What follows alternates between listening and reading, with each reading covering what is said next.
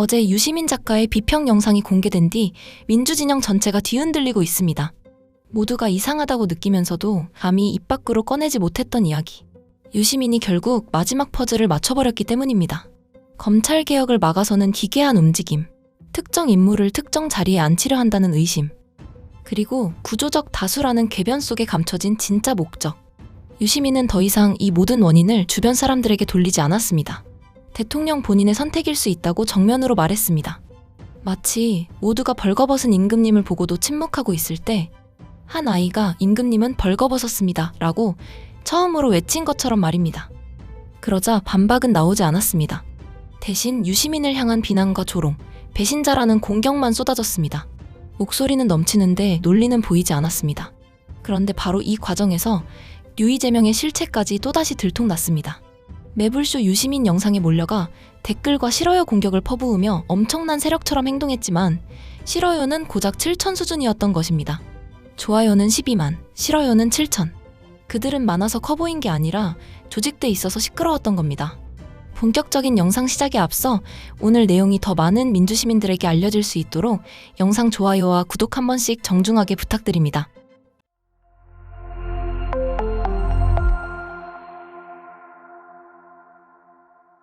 유시민 작가는 이재명 대통령을 가장 오랫동안 가장 논리적으로 방어해온 사람 중 한 명입니다. 이재명 대통령이 공격받을 때마다 감정이 아니라 논리로 설명했고 의심받을 때마다 그의 정치적 선택을 해석해 주었으며 많은 민주진영 지지자들이 이재명을 믿을 수 있도록 보증해준 사람이었습니다. 그런 유시민이 이제 이재명의 판단을 공개적으로 비판했습니다. 적이 공격한 게 아닙니다. 배신할 이유가 없는 사람이 경고한 겁니다. 그런데 하루가 지나도록 나온 반응을 한번 보십시오. 금도를 넘었다. 저주의 언어다. 민주진영을 분열시킨다. 대통령을 흔들고 있다. 이런 식의 목소리는 엄청나게 쏟아졌습니다. 그런데 유시민이 제기한 핵심 정황을 하나씩 뒤집는 설명은 어디에 있습니까? 검찰개혁은 왜 계속 지연되고 있는지, 보안수사권 폐지를 당론이라고 발표해놓고 왜 이제와 당론이 아니라고 말하는지, 왜 특정 인물을 특정 자리에 앉히려 한다는 의심이 반복해서 나오는지, 왜 구조적 다수라는 전혀 납득이 되지 않는 기괴한 개념이 민주당에서 더 중요해졌는지. 유시민은 여러 장면을 연결해 대통령 본인의 정치적 선택일 가능성을 제기했습니다. 그렇다면 반박은 간단합니다. 그 장면들이 서로 관련 없다는 사실을 보여주고 대통령의 의지가 전혀 다르다는 근거를 제시하고 검찰개혁의 구체적인 일정과 설계도를 내놓으면 됩니다. 그런데 그런 답은 없고 유시민의 말투와 태도만 공격합니다. 진실이 불편할수록 사람들은 논리를 세우는 대신 말한 사람의 자격부터 묻습니다. 왜 그렇게 말했느냐? 굳이 지금 말해야 했느냐? 표현이 너무 강하지 않으냐?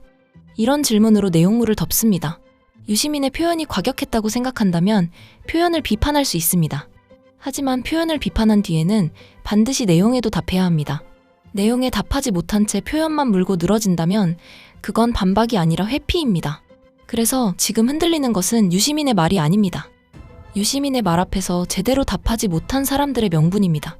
저는 지금의 상황을 보면서 계속 벌거벗은 임금님 이야기가 떠오릅니다. 동화 속 사람들은 임금님이 벌거벗었다는 사실을 알고 있었습니다. 눈앞에 옷이 보이지 않았으니까요. 그런데 아무도 말하지 못했습니다. 자신이 진실을 말하는 순간 어리석은 사람으로 몰릴까 두려웠기 때문입니다. 지금도 비슷합니다. 많은 사람이 이상하다고 느꼈습니다. 왜 검찰개혁은 계속 미뤄지는가? 왜 대통령의 이름이 당내 선거 룰을 밀어붙이는 근거로 등장하는가? 왜 특정 인물을 밀어주는 듯한 움직임이 계속 반복되는가? 왜 당원들의 반대가 명확한데도 구조적 다수라는 말로 덮어버리는가? 하지만 대통령 본인의 선택일 가능성을 말하는 순간 반명이라는 낙인이 찍힐까 두려웠습니다. 그래서 계속 다른 설명을 만들었습니다. 대통령은 아닐 것이다. 주변 참모들이 잘못하고 있을 것이다. 일부 의원들이 대통령 이름을 팔고 있을 것이다. 대통령은 검찰개혁을 원하지만 당내 세력이 막고 있을 것이다.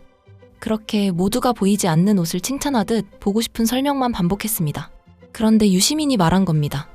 이 모든 움직임이 대통령 본인의 선택에서 출발했을 가능성을 더 이상 외면하지 말자고. 임금님이 벌거벗었다. 그 한마디가 무서운 이유는 새로운 사실을 만들어냈기 때문이 아닙니다. 모두가 보고 있던 사실에 처음으로 이름을 붙였기 때문입니다. 벌거벗었다는 외침 때문에 임금이 벌거벗게 된 것이 아닙니다. 임금은 이미 벌거벗어 있었습니다. 아이는 그 사실을 말했을 뿐입니다. 유시민의 발언 때문에 민주진영이 흔들린 것도 아닙니다.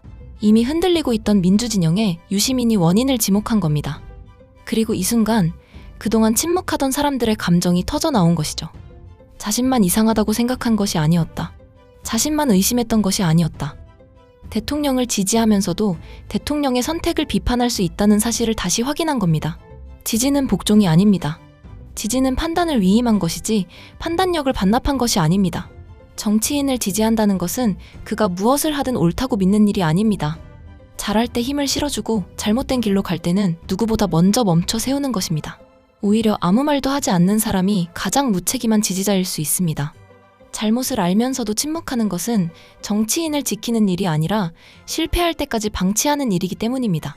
그런데 지금 유이재명 세력은 유시민의 주장에 답하기보다 유시민을 공격하는 데 집중하고 있습니다. 영상에 몰려가 댓글을 달고 싫어요를 누르고 배신자라고 조롱하며 마치 민주진영 전체가 유시민에게 분노한 것처럼 보이게 만들고 있습니다. 하지만 숫자를 펼쳐놓으니 전혀 다른 장면이 나왔습니다. 해당 영상의 좋아요는 약 12만 수준, 싫어요는 약 7천 수준으로 압도적인 격차가 나타났습니다. 댓글창만 보면 세상이 유시민을 버린 것처럼 행동했습니다. 하지만 전체 반응을 보면 그들이 결코 다수가 아니었다는 겁니다. 그들은 많아서 커 보인 게 아닙니다. 조직돼 있어서 시끄러웠던 겁니다. 같은 사람이 댓글을 10개 달면 10명처럼 보입니다. 같은 문장을 여러 단톡방에서 복사해 뿌리면 거대한 여론처럼 보입니다. 의원들에게 집중적으로 문자를 보내고 특정 영상에 동시에 몰려가고 같은 표현을 반복하면 실제 숫자보다 훨씬 큰 세력처럼 느껴집니다. 하지만 투표 버튼 앞에서는 한 사람은 결국 한 사람입니다. 소음의 크기와 사람의 숫자는 다릅니다. 조회수와 좋아요처럼 더 넓은 대중이 참여하는 숫자 앞에서는 조직된 소수의 실체가 드러납니다. 고작 몇천 명이 움직여도 정치인에게는 거대한 민심처럼 보일 수 있습니다. 매일 문자를 보내고 댓글을 도배하고 자신들과 다른 사람을 집단 공격하면 의원들은 그 목소리를 다수로 착각합니다. 그래서 구조적 다수 같은 기괴한 말까지 등장하는 겁니다. 한편 이러한 상황에서 유시민 작가의 비평에 대해 청와대의 반응까지 나왔습니다. 청와대는 유시민 작가의 발언에 대해 특정인의 발언에는 별도로 대응하지 않는다고 밝혔습니다. 그런데 바로 이어서 말했습니다. 청와대와 이재명 대통령의 수사와 기소분리라는 검찰개혁 핵심 가치는 흔들린 적이 없다고. 저는 먼저 이것부터 말하고 싶습니다. 대응하지 않겠다고 말하면서 이미 대응했습니다. 유시민의 발언과 관련한 질문에 검찰개혁 원칙을 재확인했다면 그 자체가 청와대의 답변입니다. 그런데 더 중요한 것은 흔들린 적 없다는 표현입니다. 지금까지의 방향이 잘못되지 않았다. 따라서 다시 검토할 이유도 없다. 앞으로도 지금 가는 길을 그대로 가겠다는 것 아닙니까? 우리가 묻는 것은 검찰개혁이라는 간판을 걸고 있느냐가 아닙니다. 그 간판 아래에서 실제로 어떤 제도를 만들고 있느냐는 겁니다. 흔들리지 않았다는 말보다 중요한 것은 무엇을 붙들고 흔들리지 않았느냐는 것입니다. 잘못된 방향을 붙들고 흔들리지 않는 것은 소신이 아닙니다. 고집입니다. 벼랑을 향해 달리면서 방향이 흔들리지 않았다고 자랑할 수는 없습니다. 정치에서 중요한 것은 한 번 정한 길을 끝까지 가는 것이 아닙니다. 그 길이 잘못됐다는 경고가 나오면 멈춰서 확인하는 것입니다. 그런데 아무것도 바꾸지 않은 채 흔들린 적 없다고만 말한다면 벌거벗었다는 외침을 들은 임금이 채통 때문에 행진을 계속하는 장면과 무엇이 다르겠습니까? 동화 속 임금은 자신이 벌거벗었다는 말을 듣고도 멈추지 않았습니다. 멈추는 순간 자신이 속았다는 사실을 인정해야 했기 때문입니다. 그래서 더 당당한 척 걸었습니다. 하지만 행진을 계속한다고 옷이 생기는 것은 아닙니다. 사람들의 눈이 틀린 것도 아닙니다. 권위는 잘못을 인정하지 않는다고 지켜지지 않습니다. 오히려 모두가 아는 잘못을 끝까지 부정하는 순간 무너집니다. 진짜 권위는 틀리지 않는 데서 나오지 않습니다. 틀렸을 때 돌아설 수 있는 용기에서 나옵니다. 지금 청와대와 이재명 대통령에게 필요한 것은 유시민의 발언을 무시하는 기술이 아닙니다. 왜 가장 강력한 지지자였던 사람이 이런 경고를 하게 됐는지 돌아보는 일입니다. 왜 수많은 지지자가 그 말에 공감하며 억눌린 감정을 쏟아냈는지 직시하는 일입니다. 유시민 한 사람을 공격한다고 12만 개의 좋아요에 담긴 질문까지 사라지지는 않습니다. 사람을 침묵시킬 수는 있어도 사람들이 본 장면까지 지울 수는 없습니다. 지금 흔들리는 것은 유시민의 신뢰가 아닙니다. 비판 앞에서도 아무것도 설명하지 못한 정치의 신뢰입니다. 그리고 이 신뢰를 회복하는 방법은 하나입니다.